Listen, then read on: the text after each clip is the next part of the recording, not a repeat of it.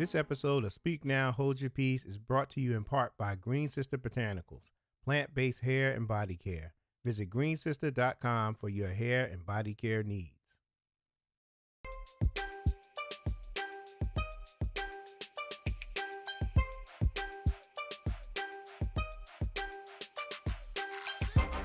She's good. She's good.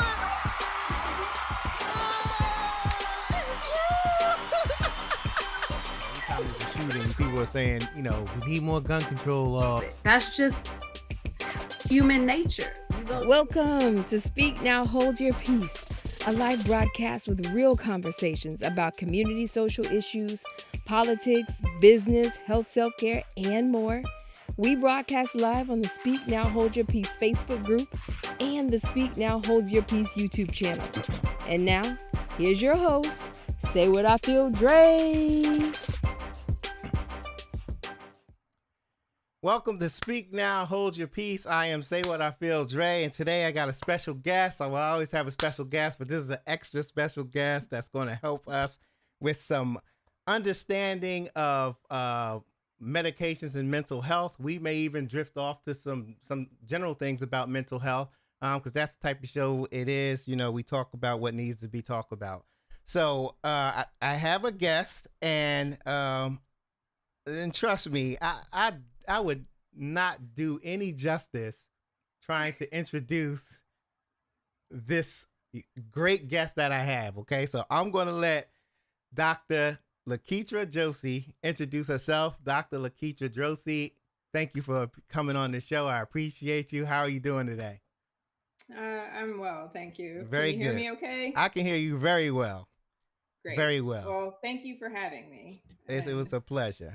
Can you just tell us a little bit about yourself? Sure.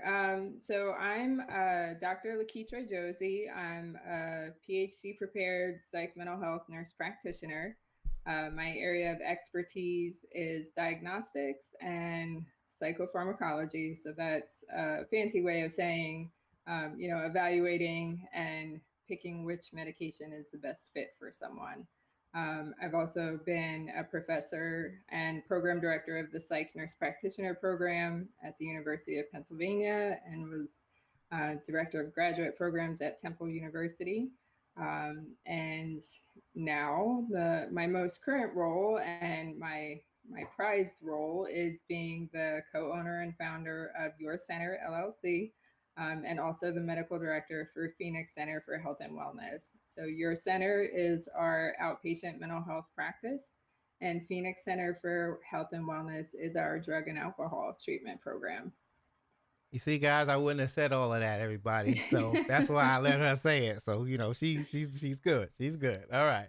So before we start talking about medications and all of that stuff, I want to know. I would like for you to tell all the viewers just how important mental health is, because we're talking. We're going to talk about the medications, but I think first we need to just understand how important mental health is. So if you can explain that, just let them know how important it is. Sure. So we all have a brain, right? We wouldn't be here if we didn't. And the brain is an organ just like our heart and our lungs and our kidneys and intestines, all that stuff.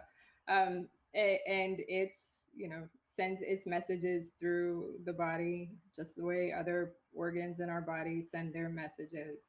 Um, to me, in my mind, there's no difference between health, physical health, and mental health. Let's say, like I believe that both occur on a spectrum. On any given day, you could be more or less physically healthy. And just like that, on any given day, you could be more or less mentally, emotionally healthy. And both are very important. Someone could have the worst, physical health, but have a very positive mindset and outlook and be doing just fine with that. And someone could be peak health and their mental health is in a pretty dark space and they wouldn't be doing well. I think it's very important that we recognize that we can't really separate the two. And unfortunately, for a long time, our treatments have been separate, right? Like you go to your medical doctor for your medical needs, and you go to your mental health provider for your mental health needs. But we really need to find ways that we can integrate and connect those two systems so that people are getting the best and most comprehensive care possible. Right. That's part of the reason that I'm a nurse practitioner. So from a nursing standpoint, I'm a nurse first. So I'm looking at a whole person. I'm not looking at like, all right, you're this diagnosis and this is what I need to do about it. It's much more about this is a person in front of me and I need to figure out how I can help them be the most well that they can be. And, maybe that means a physical exam, maybe that means getting some blood work, maybe that means prescribing some medication or talking with someone in therapy. Really, it really does depend on the person. Right. And I noticed you mentioned so many different components of mental health. And that was my next question. There's so many different components of mental health. It's not just about seeing a therapist. It's just not about, you know, seeing a nurse practitioner. Um, so there's different components. How important is medication? What the medication portion of mental health? How important is that? So honestly, it really depends on the person and it depends on where they are in their treatment. And so, I would kind of draw a parallel with someone that maybe, was newly diagnosed with like diabetes, let's say, right? And maybe their blood sugars are not managed very well and they're kind of up and down and so they might have to take medication and they might have to take a lot of medication in the beginning in order to get things stabilized. And then over time, that may become less of the bigger picture of their whole treatment. So I think about mental health in the same way, right? Medication can be a tool, and sometimes it's a tool that we use to get people to the place that they need to be so that they can do what they need to do either in therapy or physical activity or engagement in the community. And then medication becomes a much smaller role. It becomes more about maintenance than about like, this is the only thing that we can do to treat someone. Right. And I try to emphasize that like the pill is just, it's a very small piece. Um, and everything else that has to be done, making good decisions or decisions that fit what you want for your life and maybe what you want for your family's life and physical activity and like all that stuff that we know is healthy and good for us that we can't always involve ourselves with. All of those things are important. Right. Right. And I think yeah, I really do think mental health it plays such a like a big part in our everyday lives. And Mhm. I honestly think that I think everybody needs to talk to somebody. You know, whether it be Absolutely. yeah, like I mean, whether it be for me, well, it used to be for me. I got a bald head now, but when I used to have hair, you go to the barbershop and Sure. it was therapeutic. Like we talked about stuff. You know, Absolutely. it was a place where we could talk about stuff. We wouldn't get judged. And for some people, it could be on the bus. You know, they're taking the bus home from work and they're talking to two or three people on the bus. I think everybody needs it. It's just a matter of some of them just may think, okay, I don't need it. I can handle it on my own. But um, Right. that's not good. You're only gonna go but so far trying to handle stuff on your own. You gotta accept help if you need it. And I think people need to hear that. I know that that's not Sure. about medication, but like I said, we swivel Well, around on this yeah. show. We'll go do different things here.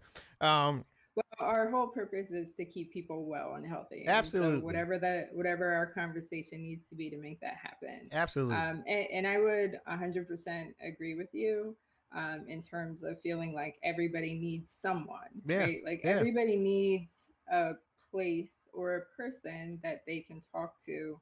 And people will call me biased because I'm a mental health provider, but like realistically, where else do you get to go where it gets to be all about you, right? Like right, right, even when you're talking with your friends, there's supposed to be some kind of reciprocity. Like they talk about something, you're supposed to care what they're talking about. Right. You talk about Right. something, Right. they're supposed to care. Like there's supposed to be this give and take.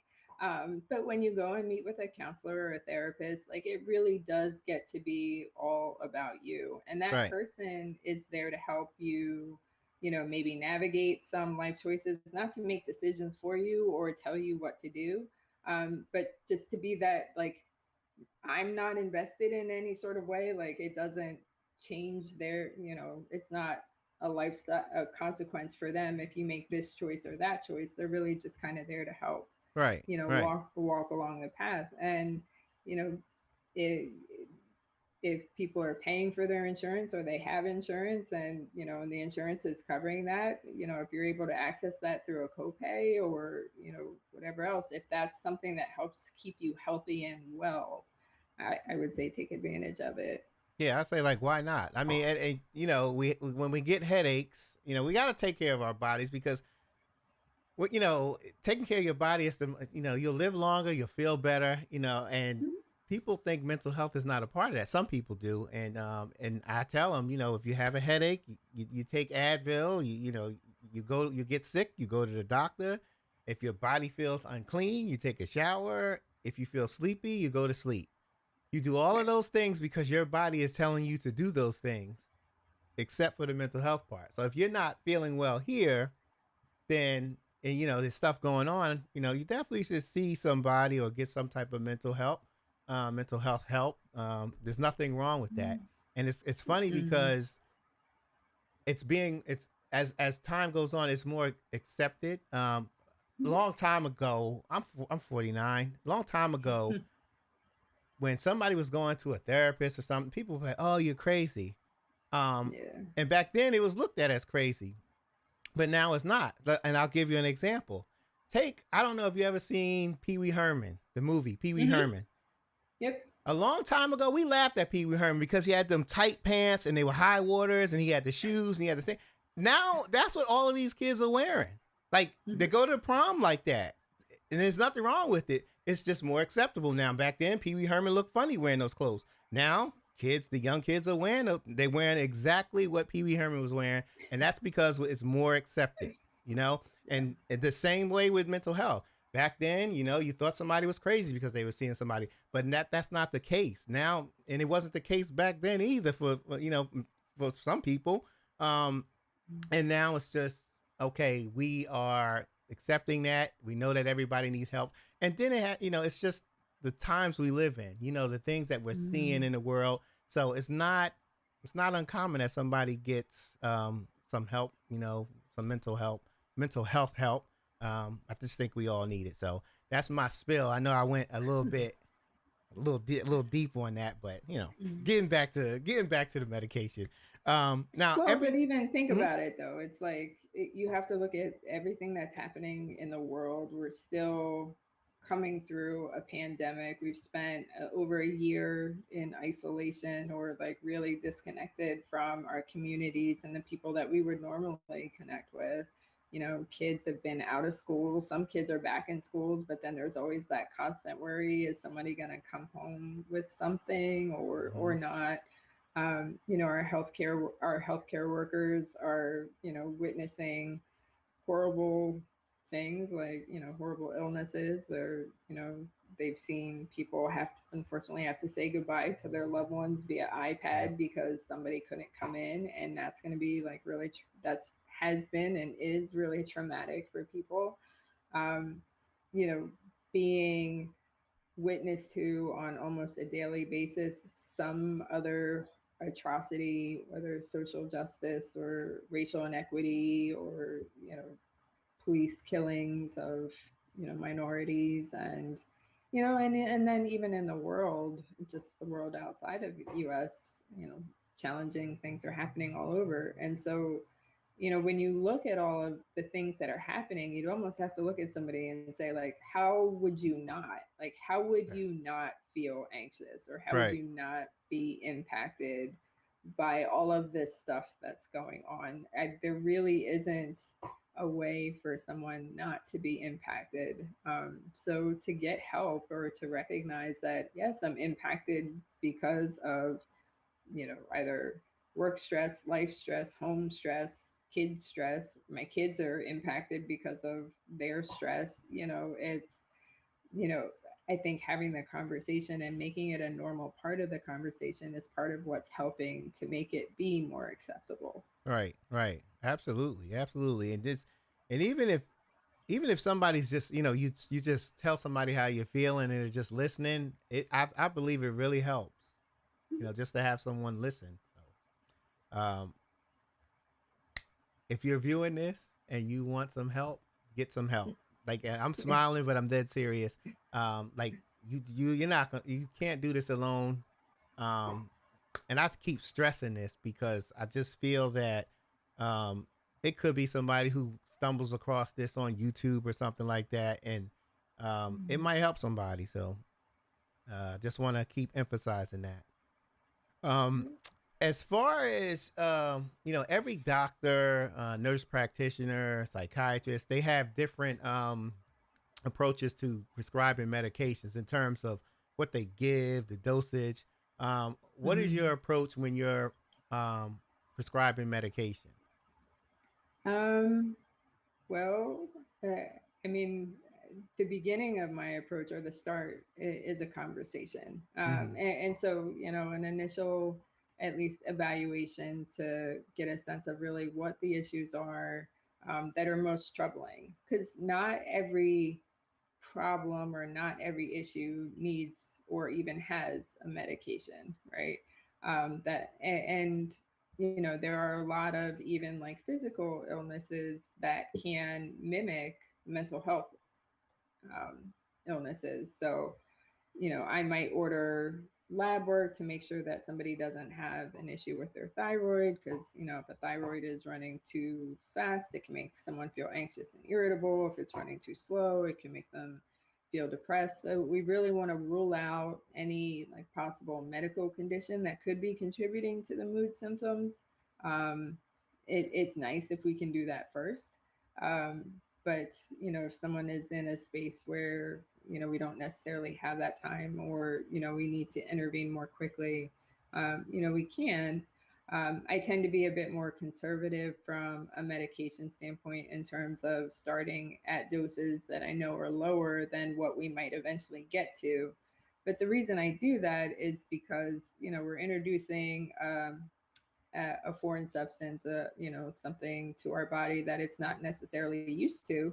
And it takes some time for the body and the brain to adjust to that. And I find that a lot of times when I meet with people and they tell me about they had this side effect with this medicine, that side effect with this other medicine, sometimes it's not so much that the medicine wouldn't have been helpful. It's more that maybe the dose was too high too soon, and so, if we can give the body time to adjust to it, I find that we can sometimes get by with even like lower doses of medication just because we've given the body time.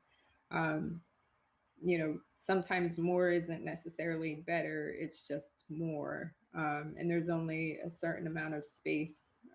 And I can full on like nerd up and start talking about neurotransmitters and all that stuff like that, but I'm not going to do that to you right now. But there's only so much that there's only so much room and so much space for the medications to operate, and so we just have to give the brain and the body time to adjust to it. And sometimes for some medications, that's a couple of weeks or even a couple of months. Right. And I try to at least be realistic with people and tell them that up front, so that they're not looking for, all right, I'm going to take this medicine today and tomorrow I'm going to feel like life is wonderful and fabulous. Because we haven't come up with that pill yet. Like, and if we did, like, I'd be a bajillionaire. So, Right. but I'm not. So, sometimes I feel like some of my conversation is more about managing the expectation of like what we can get from medication and what we can't. Okay. And that one of my questions, you'll probably be happy that I asked you. I'm going to ask you this. Um, does mental health, like not treating mental health, does it affect your brain and how? That was my question Well, too. That was one of my questions. so How I does it affect mean, the brain when it goes untreated? well, there's a lot of information that we have about like untreated anxiety, for example. Um, when we look at an anxious brain or a brain that's always like on high alert, looking for a threat, because that's what anxiety is really. Like our brain is. Its whole job is to keep us alive. So it's pretty much always scanning the environment, looking for whatever might be a threat to us. And sometimes it interprets some things as threats that actually aren't. But to be on that constant high alert, that we call it like hypervigilance, and that constant state of worry, it makes it harder to learn, to take in new information. It makes it harder for that information to go from the short term part of our brain to the long term part of our brain. So, when you're really anxious and someone's trying to give you directions and something and Mhm. stuff, and you're like, well, I got the first part of that, but I missed like the second and third part because, like, you know, I just couldn't listen, or I wasn't able to.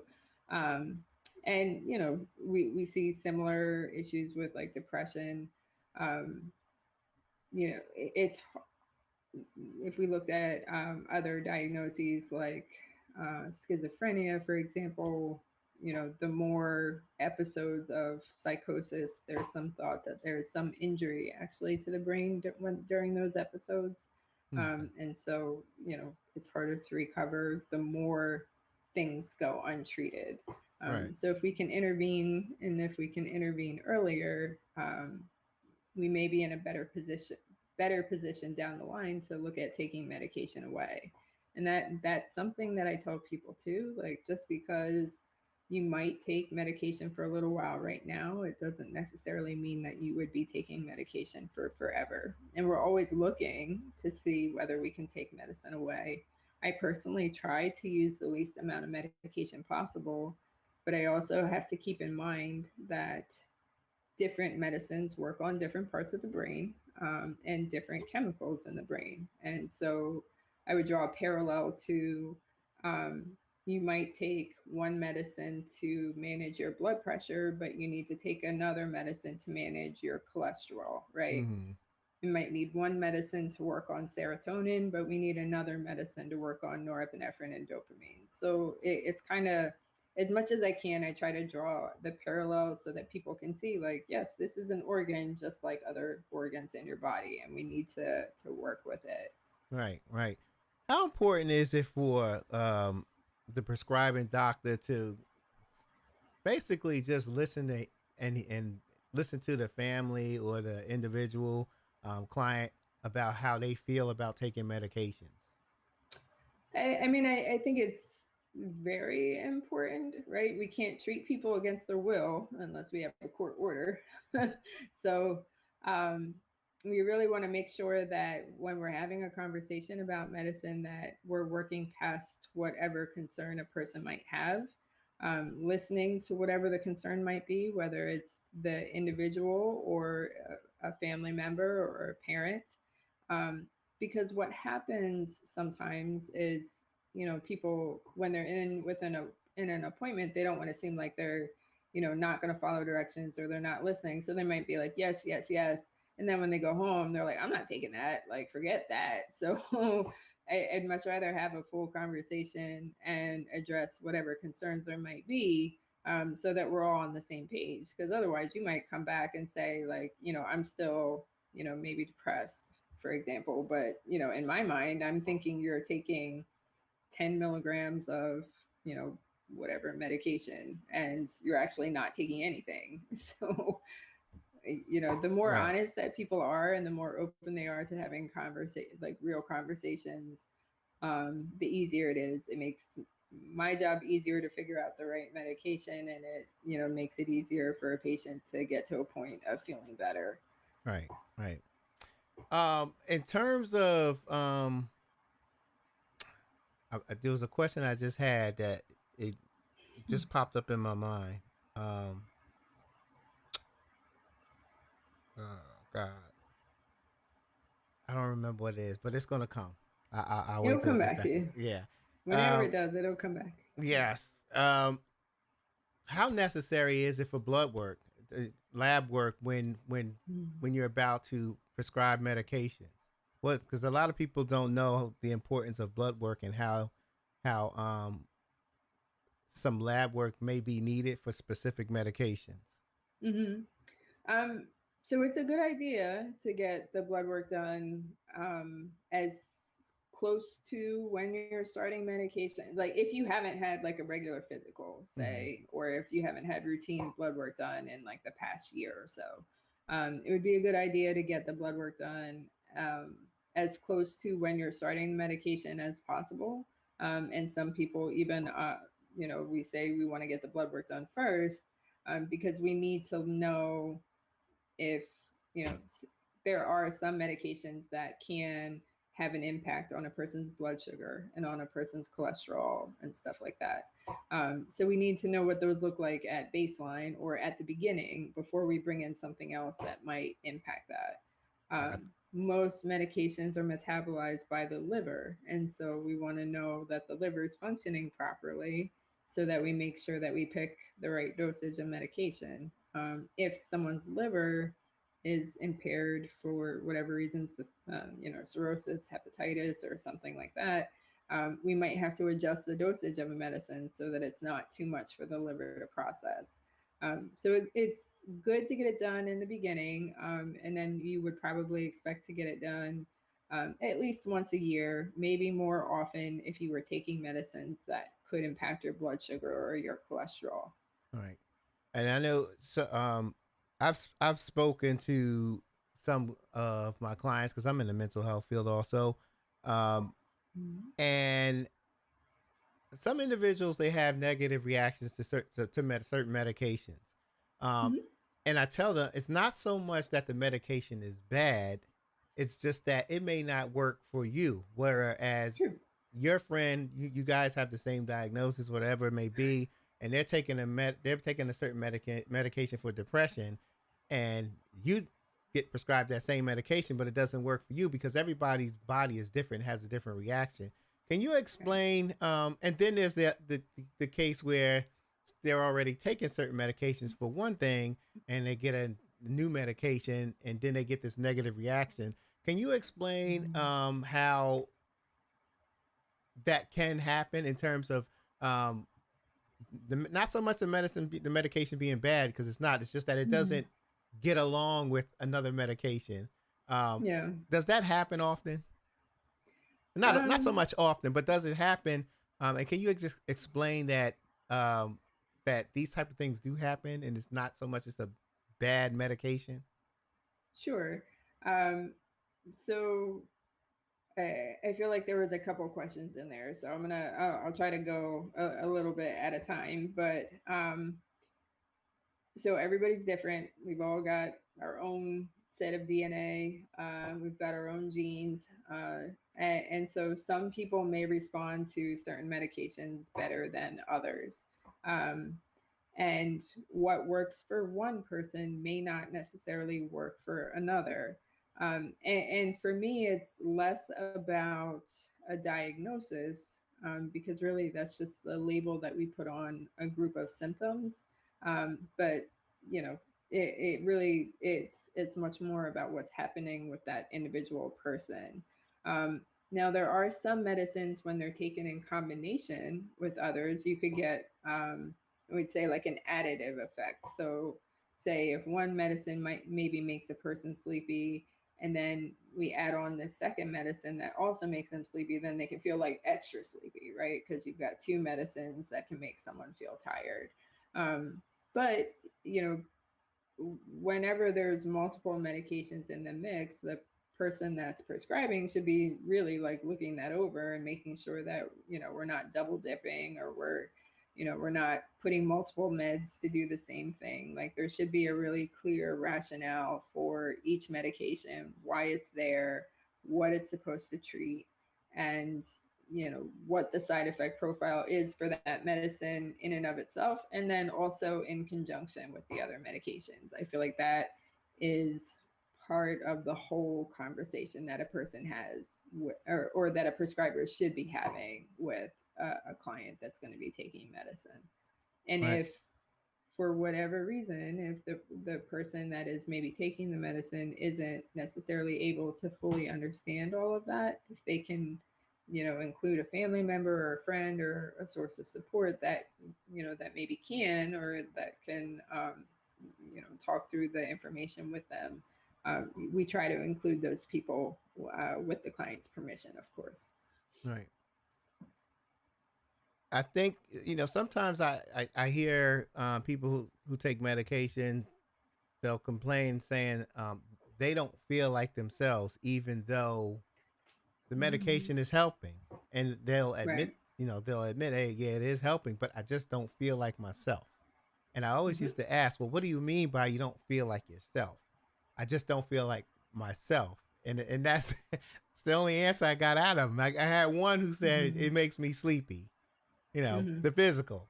But this particular person was like, I just don't feel like myself. Do you Mhm. get a lot of that? Do you get that? Like, and have you ever gotten the answer beside any physical? Like, it makes me Mhm. sleepy. Um, makes my stomach Well, hurt. Do you ever get yeah. anything beside that?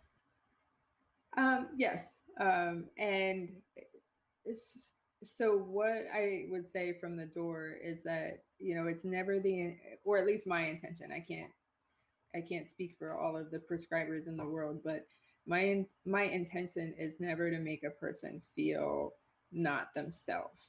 Um, and if we're if they are feeling, you say, like, not themselves, I really have to probe and dig and figure out, like, what is it about themselves that they feel like they're missing, that maybe we're affecting with the medication. Because I mean, like, you have to think about it this way, right? Like, we just talked about anxiety a couple minutes ago, and some people are so anxious that they're worried about everything. Well, maybe you start taking a medicine, and over time, a dose gets higher and higher, um, and we get to a point where it's like, well, now I don't care about anything. And I'm Mm. like, well, we don't want that, right? But so that should be part of the conversation, because maybe we've gone a little too far. Maybe for a little while you needed that higher dose to get through whatever was going on in your life at that time, but maybe now we need to back off a little bit because maybe you're in a better spot and you actually don't need this dosage of medication. A lot of times when people say they don't feel like themselves, that's like code for saying I'm having sexual side effects with my medication. Oh, And that's what it is. I would just tell people to, like, just speak up and say that that's what's going on, because it's not uncommon. It is possible with some medicines, that a man could have a hard time either getting an erection or maintaining one, or having a difficulty ejaculating. And for a woman, they could feel, perhaps arousal, but they may not be able to have an orgasm. So for them, it feels like they're running a race that they're never going to get to an end to. But have that conversation. I mean, as a provider, I personally don't have an issue with asking. And whenever I'm training students, I make sure that they're comfortable. I make them ask, like, even if they're uncomfortable, it's like, you've got to get comfortable with asking. Right, Because if right. someone is having this side effect, or they don't feel like themselves, or they don't feel like, they can, engage with their romantic partner in the way that they want to, they're going to stop taking this medication, right? So, Right. and then nobody's benefiting. um, so the more open and honest a person can be about what's going on and what they feel like, um, I would say, like, for me, I tell people I'm going to be annoying because I'm going to keep asking questions until I get to the information that I need to get to. And I don't think that people are used to that all the time anymore, because I know that a lot of our appointments they feel so brief and short, and it's like to the point. It's like, what do you need? You're depressed. Here, take this. And that's not the way that we work within our company. And so, it's a lot of questions so that Right. we can get really specific and get down to the best choice for treatment that we can. Right. Granted, we can't control everything that happens, But we're here to help and answer questions for anything that may happen too. Right. And I think the questions are very important. Um, I, I'm gonna do a comparison real quick with the questions, how important it is. So let's just say someone has a fire in their house. They call 911. There's a fire in my house. Okay, sir, where do you live? I live in Hampton, Virginia. Okay, we're at in Right. Hampton, Virginia. Over on the east side. Okay, we're out on the east side. Over by the Popeyes. All right. What street? Why are you asking me all these questions? I don't want to hear all these questions. Well, Right. I live on East 3rd Street. Okay. What's the apartment number? It's B, but why do you keep asking me these questions? Because we need to know exactly where it's at to get there. So Yep. those who are, when clients say, why are you asking me all these questions? I agree. It's just to benefit you to get down to the root so we can get directly to what needs to be taken care of, what needs to be addressed and stuff like that. So it's just like, calling 911 and not giving your address. You got to give specific information so they can help you. And mental health Yeah. is no different. I remember one time, this was a while back, I had a client that and we had to sit in their appointments with the nurse practitioner, and you were the nurse practitioner. And Oh. I honestly, I thought you did your job so well. And the thing Oh, is, thanks. we had a couple of nurse practitioners that they would rotate because it wasn't you every Mhm. time. So I had an opportunity to look at to meet with quite a few of them, and they all did good jobs, very good jobs. But you were so thorough, and I like that you were very. I remember a parent said this to me, and I noticed it too that day. She's like, she's so thorough and she's very careful about medications because I always remember you starting out in a low dosage and bringing it up and asking questions. Mhm. How, and then when they came back, well, how did you feel about this? How did this make you feel? Do you feel like it was working? So I think you do a thorough job. Yeah, I really do. I think you do a great job. I'm not just saying it. I had the opportunity to see it with my own eyes. So I applaud you for the great job that you Thank you. do. Um, Thank you. I had a family one time who they they needed medication. The child was diagnosed with ADHD, and Mhm. um, they didn't want to see a nurse practitioner. They didn't want to see a psychiatrist. They they just didn't want to. They never gave Mhm. me a reason why. They just didn't want to. I honestly think that because I remember the kids saying, "All my friends know I go to a psychiatrist." I think that's what the child said. Um, Mm. so what they did was said they're going to go to their doctor. And Mhm. my question about that is, can a doctor prescribe medications for ADHD? Mhm. They can.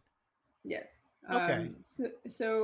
And we've got to think about it from an access standpoint, right? So a lot of people, more people need mental health help than actually get to access it, right? Because there's so few mental health providers to begin with. And then when you get down to the number of mental health providers that actually work with kids and adolescents, that number gets even smaller. And so a lot of times people will start with their primary care provider, whether it's a physician assistant, or a nurse practitioner. And they'll start there because that's the person that they can get in to see first. And, sometimes maybe they'll start there because, if it's with a kid, or, the pediatrician has known them the longest or has seen them kind of come up versus going to see someone new. And so, people, they can, primary care providers can start and treat, and some feel comfortable managing what they would say like typical like depression or typical anxiety or ADHD. But once it gets a little bit more complicated, where someone maybe is having side effects, or we need to add multiple medications, or if we thought something was ADHD and someone's not responding, then they usually prescribe, they would refer out to mental health. for further evaluation and consultation.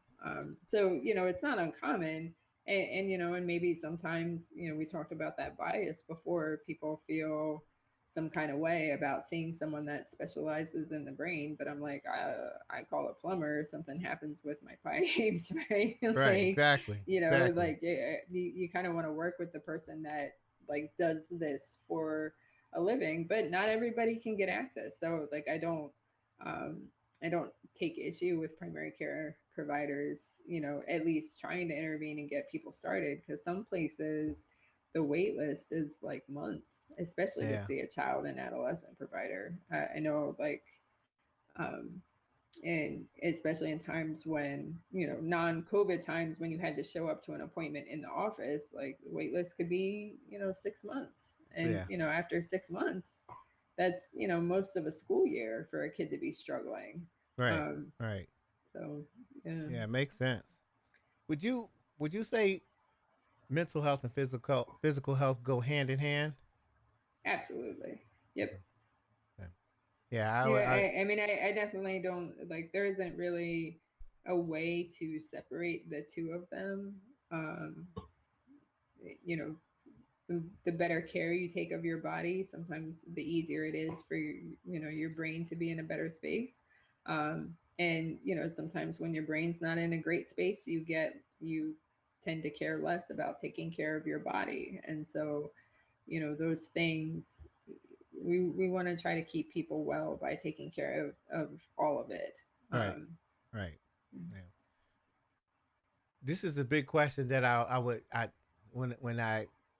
when I finally got you to come on the show, I told myself I'm going to ask you this question because so many people need to know. Like, they really need to know.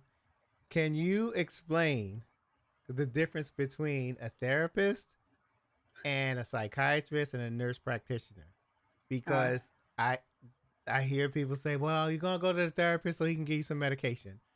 yeah, Please, no, can you probably not explain so the difference? much.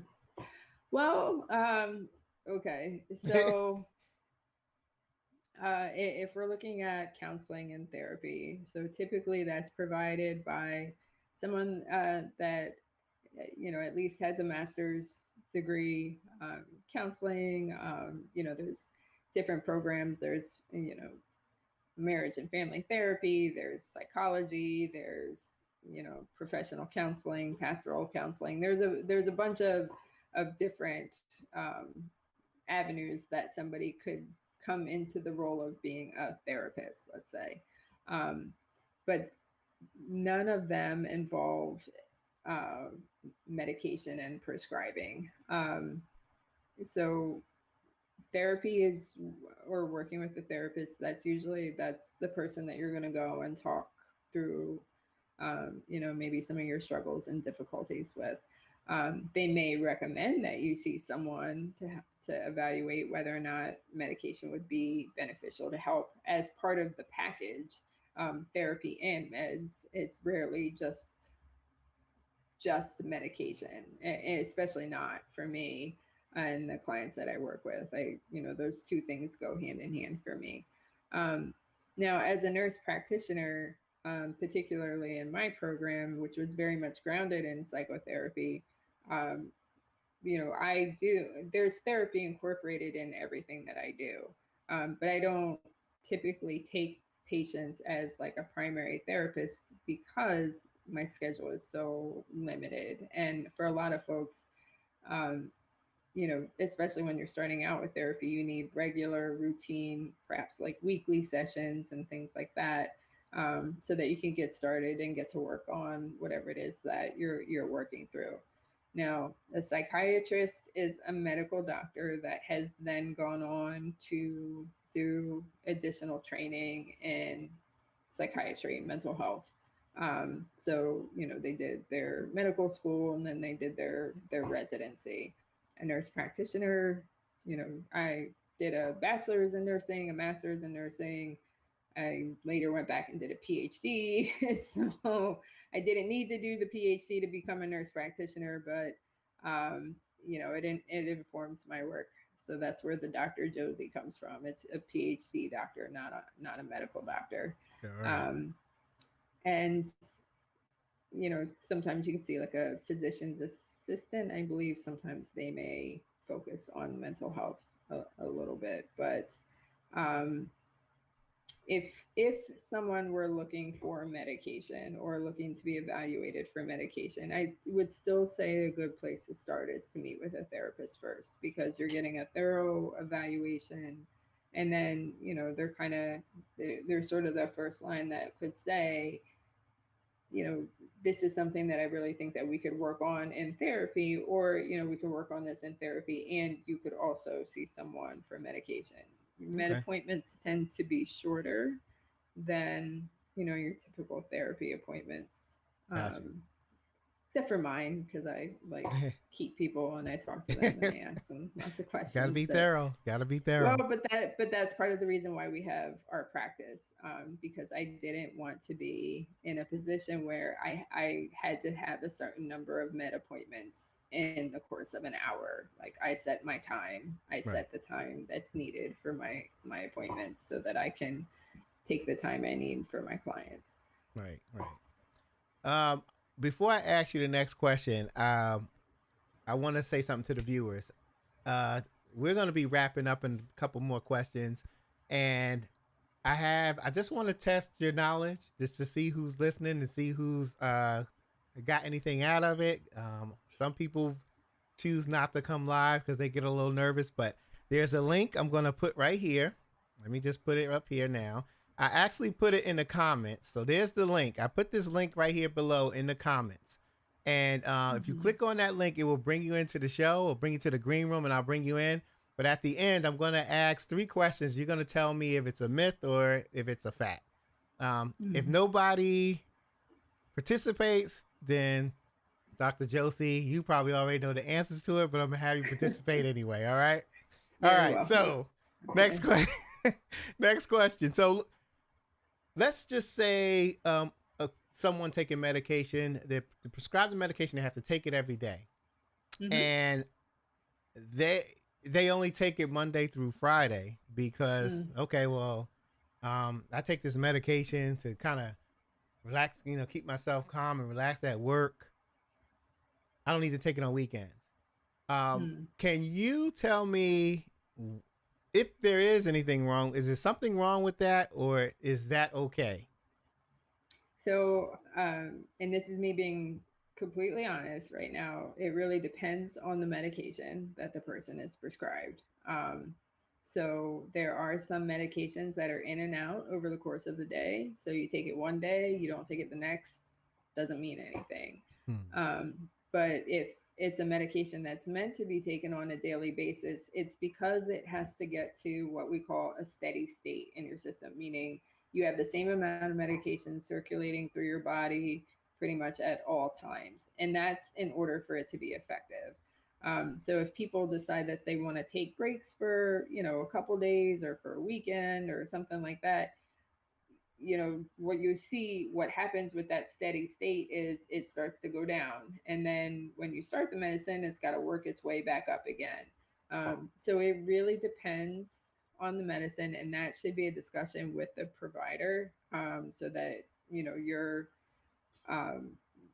taking the medication in a way that's consistent for, how we're trying to manage your symptoms. Right. There's some medications that I choose specifically when I'm working with kids and adolescents, especially teenagers, because, some of them might stick around in the system a little bit longer than others. And so if, teen happens to go spend the weekend at a friend's house or something like that and forgets to take their medicine with them, they're not going to feel bad, in a day or so. But some medications can have people feeling really bad if they miss a dose or they miss a couple of days of a dose. Because if we're like working to get to a steady state, you also have to figure we have to work to get it out of your system. Right. And so taking it away takes some time also. And I think that also is part of the conversation that people have with their provider when they're taking meds. And don't be afraid to ask. Like if somebody, like these are the questions that will impact how well medicine will work for you. Right. So if you're thinking like, I don't want to take medicine on, on a Friday night because I'm going to go out with my friends and it makes me sleepy. And if I take it, I'm going to be too tired to go out. Like, have that conversation with your provider so that you can figure out when's the best time for you to take it. Right. Or if you happen to miss a dose, what to do. Like, do you take the next dose? Do you take it in the morning and then the next day? Or do you just wait until it's time for your next dose? You really want to have those conversations. And the more honest you are and the more open you are to talking, the better we can help out. Right.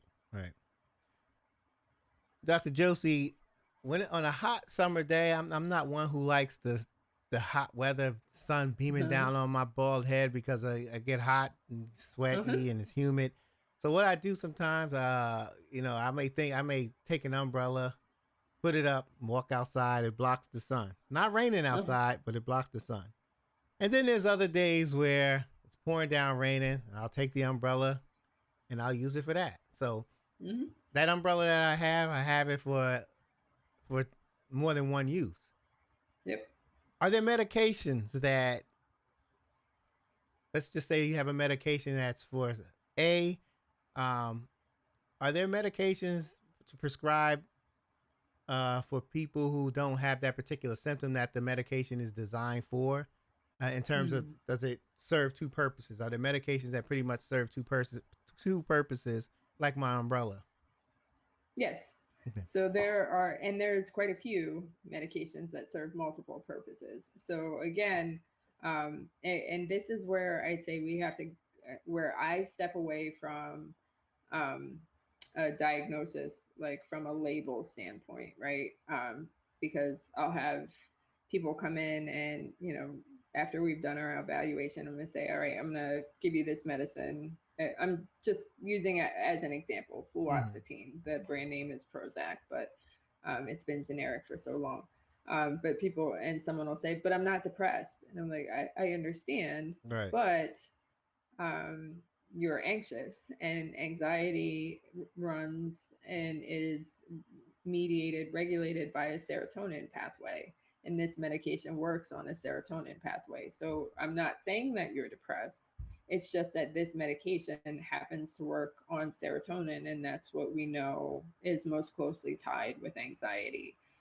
There are some medications that are used as mood stabilizers, but then they're also used as antipsychotics. But a lot of it becomes about what dose and how often and when.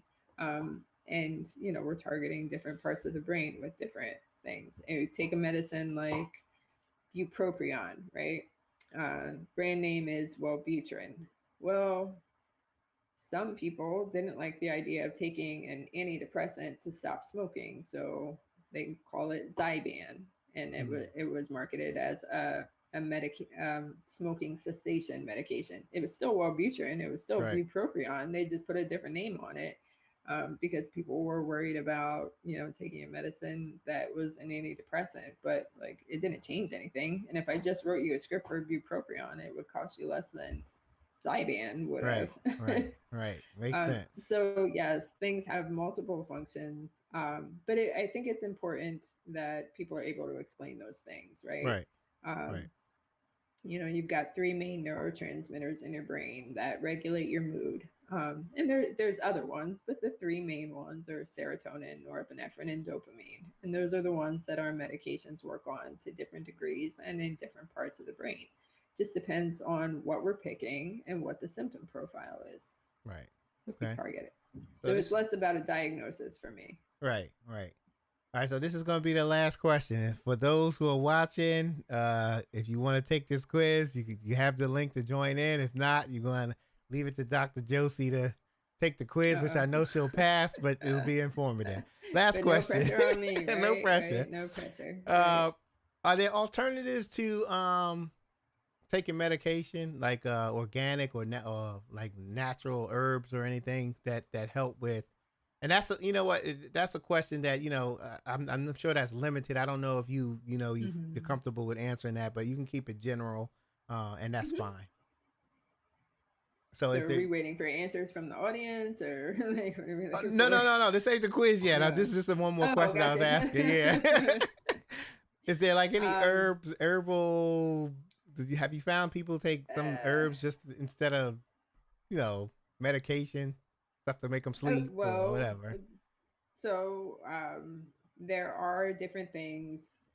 So like herbal things like chamomile, lavender are calming and soothing. So sometimes people will drink teas made of chamomile or lavender to like help sleep at night. So omega 3s, foods that are high in omega 3s like salmon or even like omega 3 supplements actually like support brain and neuron function. Okay. Um, Folic acid is another one that is important to, it's an important precursor to serotonin, norepinephrine, and dopamine. So in order to make those chemicals, we need to have a sufficient amount of folic acid. So and people usually do because most of our breads and cereals and things like that are fortified with it. Right. Okay. So it's not like I'm telling people go out and like start taking a bunch of folic acid. That's not what we would look to do. Now, I do have a number of people that will come and say, I've been smoking marijuana as my herbal supplement.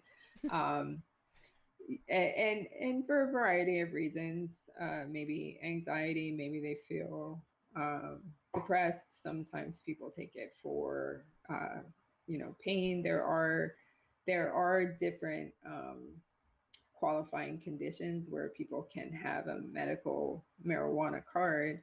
I think it's important to know that that doesn't mean that it's a prescription. um, so again, it's using something in an herbal supplement space. It's not like somebody prescribing X amount of milligrams of a medication. Right. My concern sometimes with some of the things that people do to try to take care of their mood on their own is that we don't, so for one thing, you don't always know what you're getting. So like the herbal supplements and the vitamins and all that stuff like that, they're not really regulated, so you don't really know that what they say is in the bottle is actually in the bottle. And my concern for people buying things like marijuana off the street, like unfortunately those things are being cut with all kind of stuff or laced with things like fentanyl and could be really harmful. Mm-hmm. A lot. I work with adolescents. I work with adults, and sometimes they say the something like marijuana helps them sleep or takes their anxiety. It is a nervous system depressant though, so when someone comes after a while of using that substance for a long time, and if they're feeling that their mood is lower and like your nervous system is depressed, right? You've been suppressing it, and so sometimes we need to back off on some of the things that would depress the nervous system in order for it to work. We're not meant to not feel things. Like sometimes it's uncomfortable to feel stuff, but we're not meant to not feel. And sometimes people try to numb out and stuff, and that's not very healthy either. Right. Um, Right. any other herbal things, like I would just say if you're taking any herbal supplements or vitamins or any of that stuff, I think that you want to review it with your provider. There are some that have significant med interactions. So like St. John's wort, for example, is an herbal supplement that it also works on serotonin, but if you're taking that and you take a medication, you could get too much serotonin. Gotcha. And Okay. so that wouldn't be safe. Right. Right. Okay. So I guess nobody want to log in and take this quiz, so it's on you. Okay. Okay. All right. So here we go. Let's get to this quiz here. All right. Now there was somebody in the middle.